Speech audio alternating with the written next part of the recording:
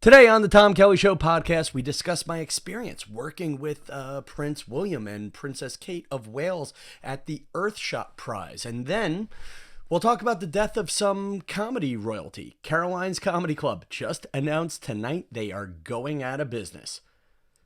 Let's start the show. Trigger warning, spoiler alert. I showered for this, but I did not clean. You are experiencing a very last minute edition of the Tom Kelly Show. Two big topics today. Caroline's Comedy Club going out of business. It was a part of my career. We will talk about that in a little bit. And then the topic that I think some of you really want to hear about, and I don't know how much I really want to talk about, or how much I can talk about, working with Prince William and Princess Kate on the Earthshot Prize, which was like the environmental Oscars. Honestly, I'm tired. I have had a great week. I had a great week socially in Boston. I had a great week professionally in Boston. And remember, for the 2 or 3 weeks before this, I've been working at Rachel Ray, Drew Barrymore, and the Stephen Colbert Show. I've had a really busy couple of months for August, September, October, November, and the first week in December. And I describe today as the first day of the rest of my life. My calendar is pretty blank going forward, pretty blank. So between all the driving and commuting and carpooling and whatnot doing the Earthshot Prize, and with all of the actually partying, because I kind of went out and stayed in Boston for an extra night and a half, I'm tired. So I was going to skip this week of podcasting. And then my friend Joe Madonna, who I actually did a FM radio show with my freshman year of college, he sent me a note about Caroline's going out of business and said, "Hey, Tom, why don't you podcast about that?" And also, frankly, I think you guys want to hear a little bit about me meeting royalty. I mean, that is a line to put on the resume. But before I go down that road, I just want to point out, for those of you watching a video version of this, I'm visiting mom and dad. I'm in my childhood bedroom. I'm actually recording the show in a new way. I am using the iPhone as a camera over here. My laptop is here. The podcast microphone is here, and I'm using something that is new in the OS, whatever Mac. I don't know. I'm on Mac Ventura. Oh, there we go. I'm on Mac Ventura and OS 16 on the camera. So I'm doing all this new stuff technologically. And yes, folks, right behind me, we have a pile of laundry that is dirty on the floor, a pile of laundry that is clean but not in the drawers on the dresser. We have books on the shelf that I did not bother to put up on straight. And right behind me, the bed is not made. And I heard a great line on Elvis Duran. You can tell Elvis Duran if you listen to this podcast. He's a friend of mine. He's somebody I actually genuinely want to impress in my career. Elvis had a great line while talking to Sebastian Maniscalco today about podcasting. And the line was, "Everybody has a podcast in them. You have just not hit record yet. Everybody has a book in them. You have not just started writing yet. Everybody has a pornographic movie in them. You have just not taken your Viagra yet." There you go. By the way, got a bad review on the podcast, probably because I was talking about some politics lately and somebody got angry.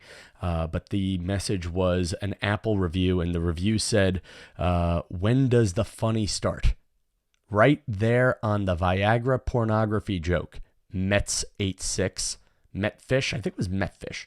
Anyway, thanks, Metfish. By the way, if you haven't, please, if there's any place where you can show love, where love can be shown, if you're watching on YouTube, you hit like and subscribe.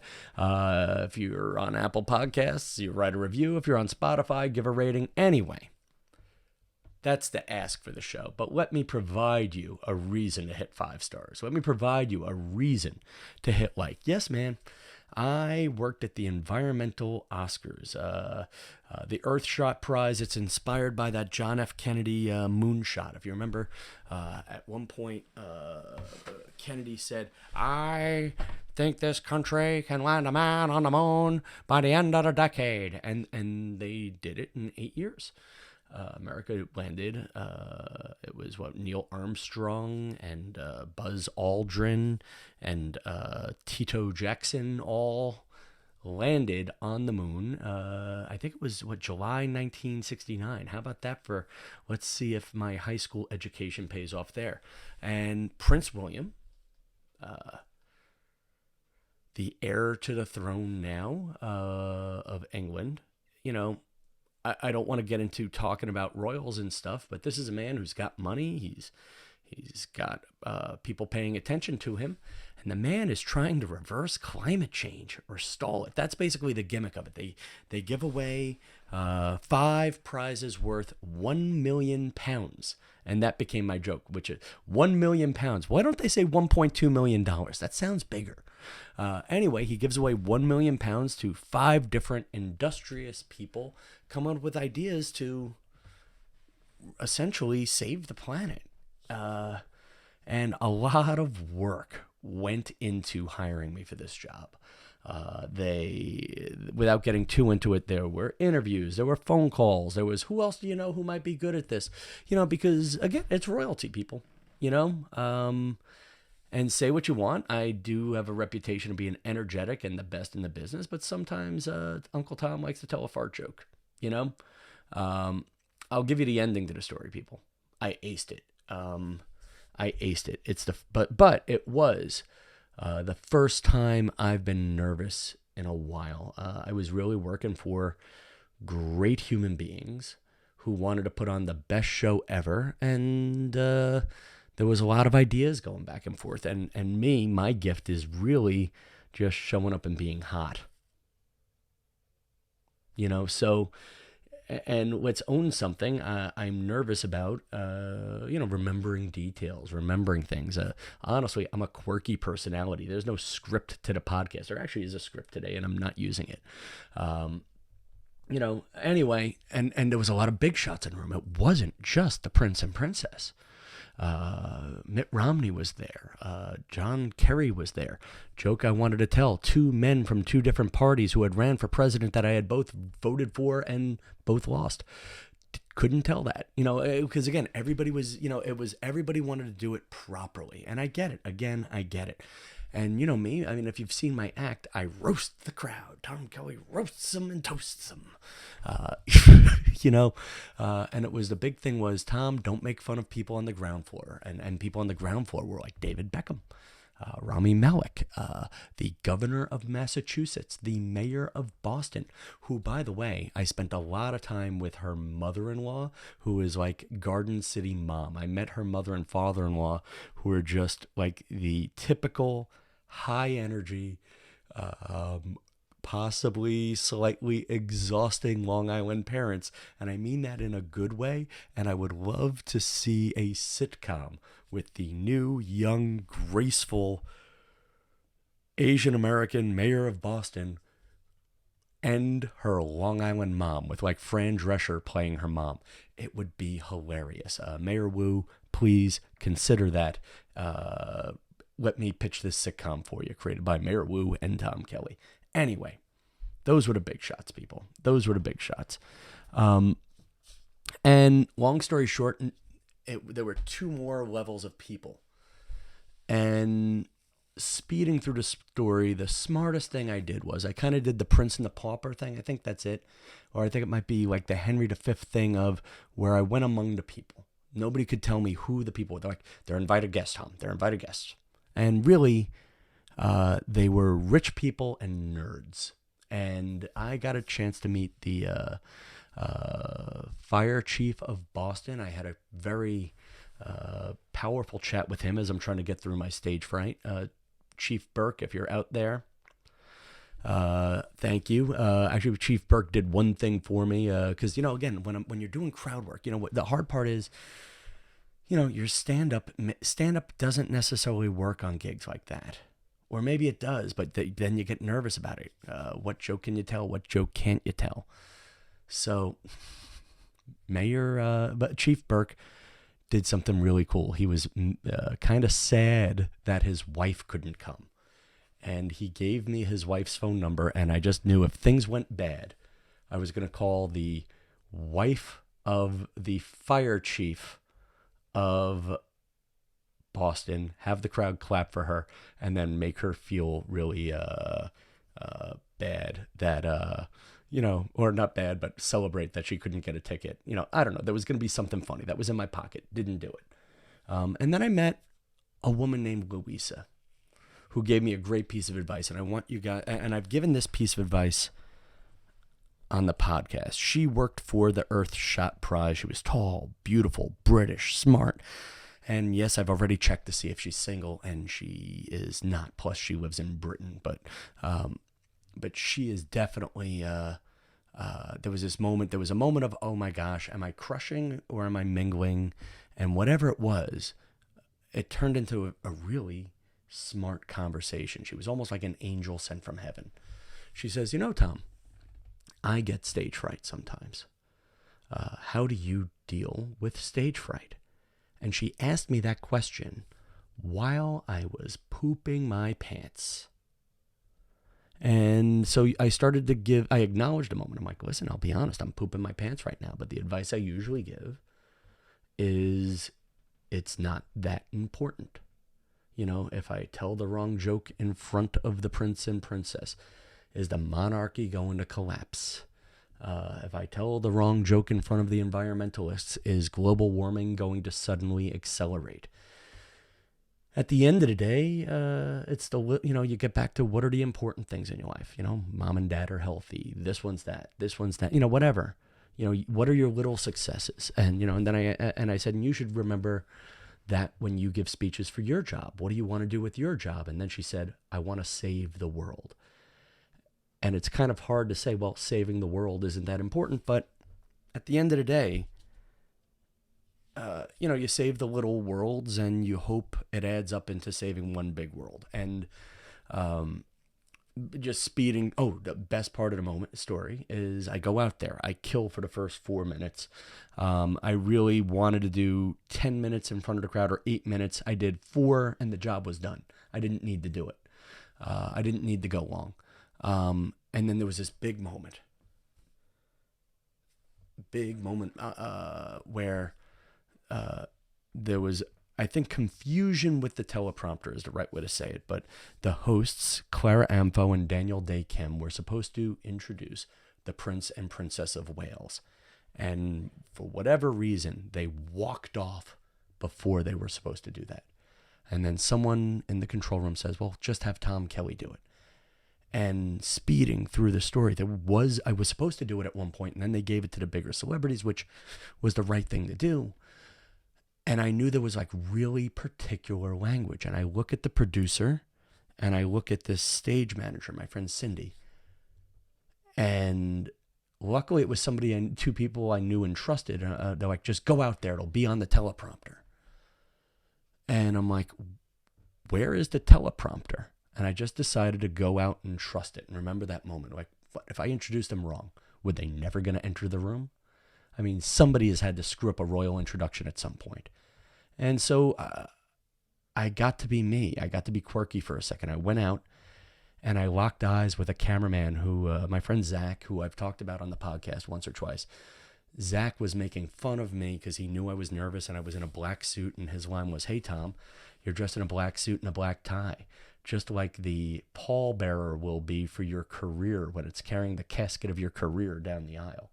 Anyway, I locked eyes with him and he was smiling. He was supportive. And I found the prompter, but it was going slow. And it was, ladies and gentlemen, please rise. And I added, for what might be the high point of my career, William and Kate, the Prince and Princess of Wales. I forget if that was the exact line. Thank God there was a teleprompter. And people rose. They clapped. Maybe not actually, they gave a proper royal level of applause, maybe not a Tom Kelly level of applause. And my friend Cindy gave me a thumbs up and signaled me to walk off stage, and the show continued. And yeah, I don't think I've had a moment like that where I've been that nervous in a while. And the show went forward. It airs. You could check the PBS YouTube and check out the show. There were amazing performances by Annie Lennox, Hallie and Chloe, or Chloe and Hallie, and great speeches by Prince William and Princess Kate. And Prince William, I'll give him some credit. I, did a minute of talking about how I decided to vamp for a second and, mention that I live in a town where the water levels were rising every year and Hurricane Sandy hit. And thank the rich people downstairs and the nerds upstairs for their work. And I didn't say it like that again, by the way. And you could feel the man watching. You could feel the man being respectful and paying attention. And, you don't always get that from VIPs. So anyway, and the job was done well. So that's the royal family. Let's go to comedy royalty quick. Caroline's Comedy Club. Am I upset that Caroline's Comedy Club is going out of business? And I'm going to have to say yes and no. It's like being upset about, I don't know, an ex. Yeah, it's the girl. It's like finding out the girl you always wanted to date just got married to another guy.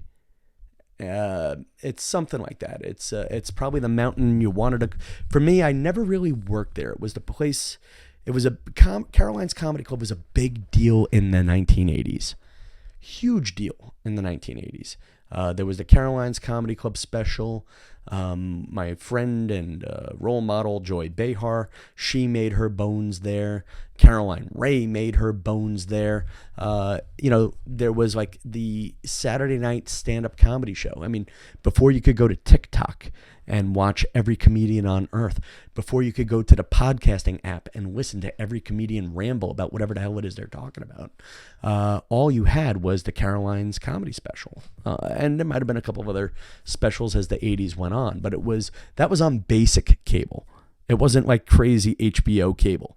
They had like short sets. And anyway, by the time I started doing comedy in the 1990s and 2000s, Caroline's was still booming. To get on stage there, they really were the first rung of a successful comedy career. There was a man named Andy Engel who's still out there in the business, and he runs a place called the Manhattan Comedy School. And what Andy Engel would do is he would run the Caroline's bringer shows. And what's a bringer show? I've talked about these a lot. It's part of why I'm in this mentality of I hate telling people when I'm performing and where I'm performing, because I kind of like to ration people who come see me, because I have this mentality of I'm going to need to do a Caroline's bringer show. And Caroline's, for those of you who don't know, is I guess you call it historic, but is it? It's been there since 1982. Caroline's Comedy Club, God bless, is in the basement of Times Square. It's a nice club. They were at another location before that. I forget, blah, blah, blah. That's way before me. But when I was starting comedy in the late 90s and early 2000s, it was the big club down on 50th Street. You'd walk past it and you had this sort of dream of having your name in the posters. And going back to the Andy Engel Bringer show, with Andy Engel in the year 2002, you would bring 20 people on a Monday or Tuesday night to come see you perform. And Andy Engel would have a man named Mike Cataspati record on a nice VHS camera that was on a nice tripod, and they would do like kind of a slow zoom in on you, and you were kind of promised the crowd would be good. And then after that show, you would get a VHS tape of your performance. This is not my Caroline's VHS, but it is a VHS tape of a different show I did early in my career with Al Roker. We'll see if I can get that tape. converted one day. So back to me. So we talked about this on the podcast we just did with Sheba Mason, that I would email the guy to get booked there and never really got booked there properly. I think I've done a couple of guest spots, and I know I did this one Andy Engel show. A friend of mine, Amy Johnson, whom I'm not really talking to anymore. Amy Johnson worked at a college called Douglas College, and she said, Tom, what if I gave you 100 people who wanted to go to a Caroline's Bringer show? Could you make sure all the other comedians were good? Call up Andy Engel. Andy, I got 100 people for you. And Andy, and Andy's known for this, and I like it. Andy got greedy. Andy not only used my 100 people, where the deal was instead of bringing 20, I'd bring 100 people, and he would put up my friend Tim Crompier and I and just make sure the show was good. Andy got greedy and put on another couple of crappy comics. And the show was pretty rough. Gets worse. There was a bartender who I had met on America Online. We had only really done typing at that point. The bartender, I told her to come see me at Caroline's. I was going to be a genius. Whatever it is, the show is going horribly before I get on stage. Horribly. And I go on stage, and all I can say is I remember just not, it just wasn't going well.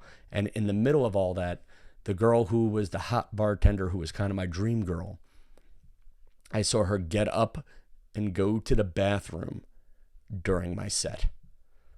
That's my main Caroline's memory. And again, you get into the thing of, is your performance that important? Maybe it was, because I didn't date or marry the bartender. That's for sure. Though the bartender is like now married to a cop and is on 3 kids, and she seems happy, and they're living in a rich, not just married to a cop, but married to like a Nassau or Suffolk County cop. They got money coming in. Anyway, was it that important? At the end of the day, who knows? You know, I managed to have a nice career despite tanking at Caroline's that night. You know, who'd have thought that guy who could not impress the bartender and tanked in front of 100 Douglas College students would end up opening for the Prince of Wales this weekend. And also, too, let's go into 2 things. 1, that hot bartender, no longer hot, no longer a bartender. 2, Douglas College, no longer a college. It got eaten up and bought by Rutgers. 3, my friend Amy, who booked me for the show and gave me those people, no longer my friend. So I would argue my career outlasted everything in that room. I don't know if that was really the ending to this big, royal, and important podcast I wanted to give you, but hey, people, if you're watching on YouTube, please take one more look at my VHS tape and my sloppy room. That's about it, people. Listen, get excited about the Tom Kelly Show podcast. Now that I have more time, I'm going to start getting more excited about the podcast again. Bigger guests are coming in. I think I have one big one booked for the weekend. I have definitely a interesting guest booked for next week. And we're going to stick to Sunday nights and Tuesday nights for YouTube releases, and Monday and Wednesday for the podcast releases. And that's about it. You know what? Should I do the magic mirror? Let's do the magic mirror. So first of all, magic mirror time. I see Joe Madonna, who asked me to talk about Caroline's Comedy Club, and there you go. I did, ladies and gentlemen. I am one of the many stars that tried to have Caroline discover him, and it did not happen. By the way, here's another sign that a comedy club is going out of business. If you remember, we talked about the podcast, on the podcast, we talked about Louis Ferranda, who is a big name, legendary booker there. Here's how I know he had to know Caroline's was going out of business. He answered my email for the first time in 10 years. Well, thanks, Louis. Probably, all the people who are about to start looking for jobs always start answering your email. Generally a warning sign. Second people I see in the magic mirror is I see Stephen Jacob Lawrence, And I see Matthew Robert Horton. They both sent me notes on my website, TomKellyShow.com. And they were asking if I am performing down in the greater Charleston area. Nothing booked right now, but I do have a great show booked in New York on New Year's Eve at the West Side Comedy Club. And they both saw me getting written up in the New York Post for Dad Bod. I really can't believe that turned into a thing. That's kind of, if that got you guys to listen to the podcast, send me a note back. I want to see if you're really listening to the podcast because you saw my big belly. That's it. All right, folks. Share the podcast with a friend. Show love where love can be shown. And thank you for sharing this personal experience with me. And I'll see you next week. Good night, Massapequa.